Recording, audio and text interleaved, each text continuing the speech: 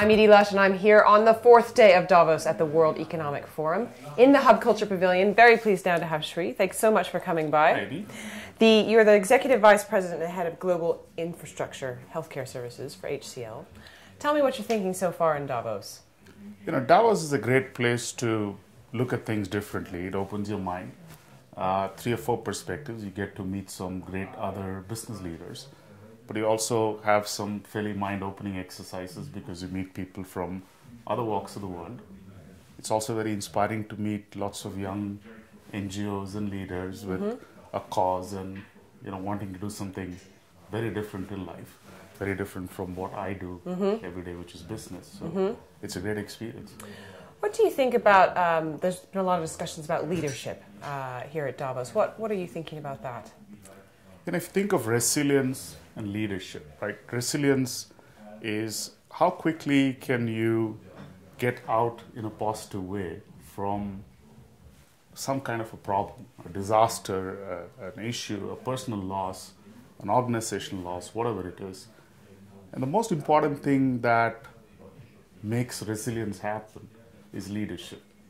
And if you think of a family that's going through a difficult time, there's a mom or a dad that shows the way. And leadership helps makes tough choices sometimes. It inspires people to do the right thing.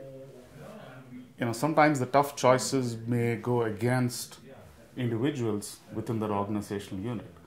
But that's what leadership is about. It is about everyone trusting the leader to do the right thing, even if it means some short-term discomfort, losses, bad things for a portion of the organization or me as an individual. So that's what leadership is about.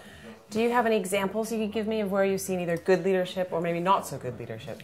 Well, we have lots of examples of bad leadership around the world, but let's talk about good leadership. Right. And, you know, I think if you think of something outside, you know, the way the town of Newton in Connecticut responded to the extreme tragedy of, you know, killing of children completely mindlessly. I think they showed good leadership, as bad a situation as that was. But if I think closer home in our own organization, in 2008, when the world was going through recession, end of 2008, we had a tough choice to make. We said, you know, every organization in the world was cutting employment. We came up with a policy which says no employee left behind. So we said we will not let go of a single employee, but we were also facing the costs and the effects of recession. How many employees did you have at the time? At that time, we must have had about 60,000. Right. And we said we'll make a tough choice. We asked people in a crowdsourcing manner to come up with ideas for saving cost for the organization, which will then allow us not to have to let go of any employees. Right. And you'll be amazed at how many ideas, hundreds of ideas that came up that got implemented. As an example, you know, people said, let's do away with coffee cups in the organization. We'll bring our own mugs. Simple enough. Right. But you'll be surprised for an organization of our size, how much money it saves. People said they will turn the temperature up in the air conditioner a degree or 2. That saves us tons of money. Right. So there were hundreds of small ideas like this that people came up with. They knew they had to make a tough choice, but they rallied behind it. A lot of them went through personal discomfort, but they did it for the larger good of a friend who may have lost a job or an acquaintance that may have lost a job. So we came through it pretty good. And how much money did you save through those measures? I don't think we actually monitored exactly how much money we saved, but we saved enough money not to have to leave any employee behind. And when for you did it get better? Did you see that that was the right decision that you made?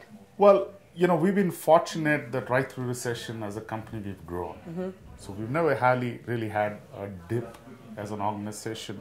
Our growth slowed down, to be sure. But over the last 4 years, we've still grown at mid-20s compounded. So we've done pretty well. Pretty interesting story. Thank you so much for coming into the Hub Culture Pavilion here in Davos. Tell me, Sri. Thank you. And I'm Edie Lush.